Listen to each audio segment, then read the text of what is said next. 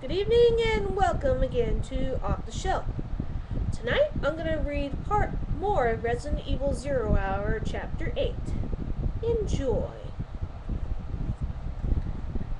Billy, help!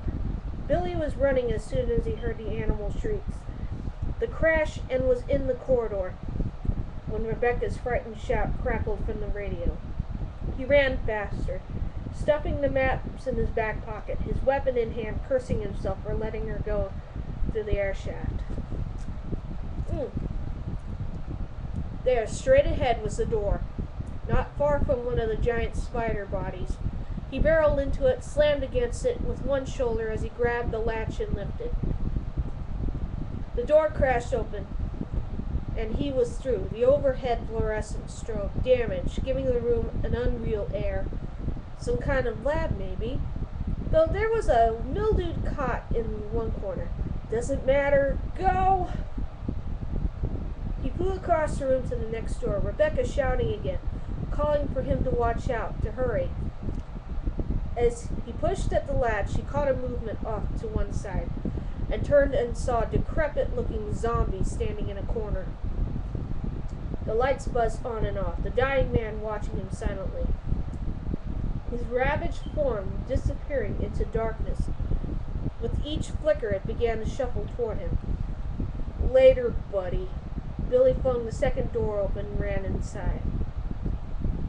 Almost immediately, something flew at him, screaming. He ducked, caught a confused blur of red and white, of animal stink. Then the creature, it was a monkey, some kind of monkey, was past him, still screaming. It was joined by two others, the three of them quickly forming a loose circle around Billy, their lanky, muscular arms and legs in constant motion, swiping at him, their diseased-looking bodies dancing closer to him, then away.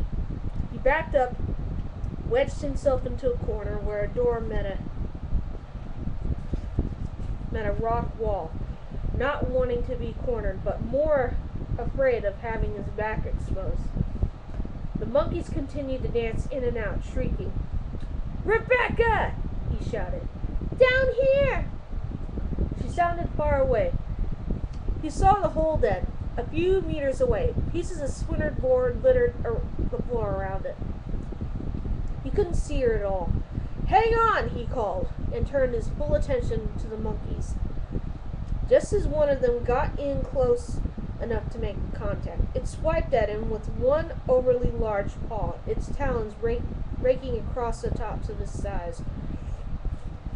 It didn't break skin, but the next hit surely would. Billy didn't aim, just pointed and fired, and the monkey spun back, howling, a gout of dark blood erupting from its chest.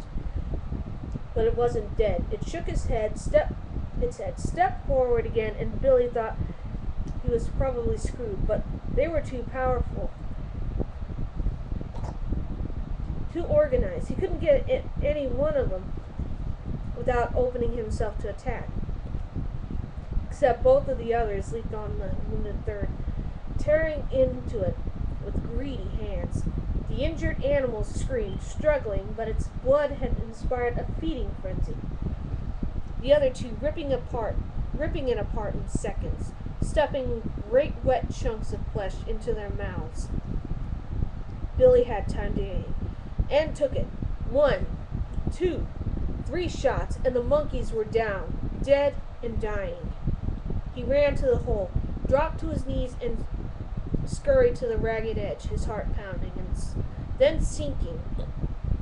As he saw how far down she was hanging onto a piece of metal piping with both hands, a full floor beneath where he was standing. Beyond that, darkness gaped. It was impossible to know how far she might fall. "Billy!" she gasped, looking up at him with frightened eyes. "Don't let go!" he said, and snatched the maps from his pocket, scanning for her position, for the fastest way to get to her. There was no quick access to the basement's second floor. Not from the first. He'd have to go back through the lobby, probably through that dining room where door where he'd seen the zombies.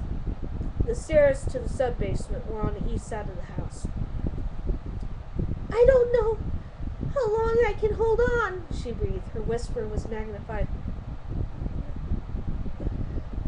"I don't know how long I can hold on," she breathed. Her whisper was magnified through the radio, through his. She'd activated an open channel at some point. "Don't you dare let go," he said. "That's a goddamn order, little girl. You got that? You got it?" She didn't reply. But he saw her jaw tighten. Good. Maybe pissing her off would keep her strong. He was already on his feet again. "I'm coming," he said.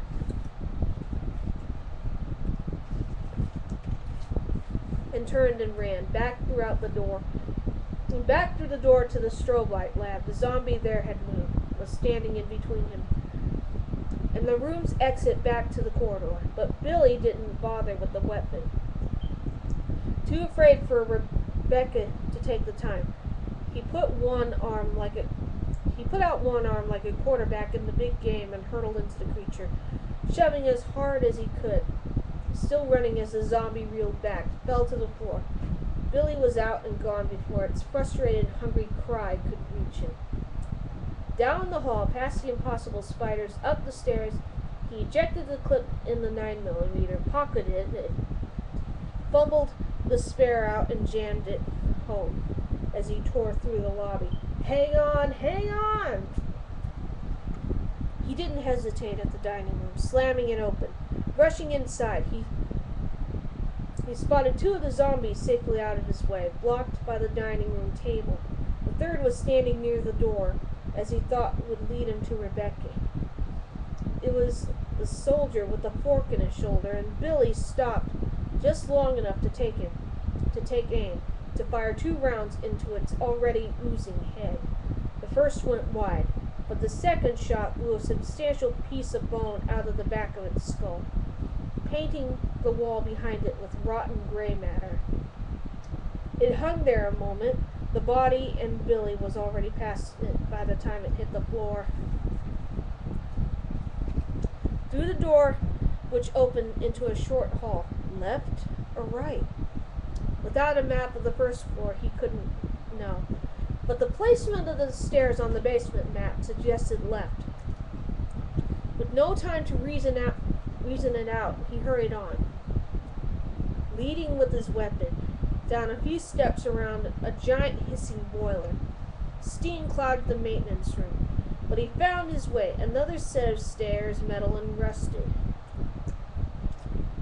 At the bottom was a door. He pushed through, remembering from the map that he would enter a large room with some kind of fountain in the middle. Something big and round, anyway. There were 2 smaller rooms to the west, branched off from another short hall, and one of them should be where Rebecca was. The one all the way at the end, maybe. The big room was cold and damp, the walls and floor made of stone. He ran through, glancing at a large monument to his left. What he thought was a fountain on the map. It was some kind of statuary. Blind eyes stared at him from the faces of carved animals, watching him sprint by. And there was a shriek from the hall just ahead, a blind corner. But he knew the sound from only a minute before. There was another monkey there. Shit! He'd have to take it out. Couldn't risk turning his back on it. "Billy, please!"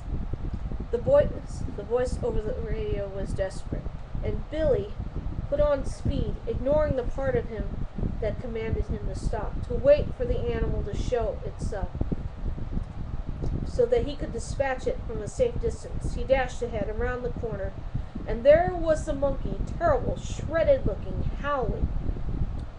And Billy, who'd run track in high school, leaped. He hurtled over it and came down only 2 steps from the door. The door, the monkey shrieking in anger behind him. If the door was locked, he was in trouble, but it wasn't. He bolted through, slamming it behind him, dropping and skidding on his knees to the great hole in the floor. She was there, still there, hanging on with only one hand now, and he could see that she was slipping. He dropped his handgun and shot out his arm, grasping her wrist as her whitened fingertips let go. "Gotcha!" he panted. "I gotcha!" Rebecca started to cry as he rocked back on his heels, lifting her out of the hole, feeling a satisfaction that he'd almost forgotten had existed after all. Those months in jail, the sure, easy knowledge that he'd done the right thing and done it well. And that's it for Resident Evil 0 Hour Chapter 8. I'll be back with some more. I'll read what's left of this chapter. Good night.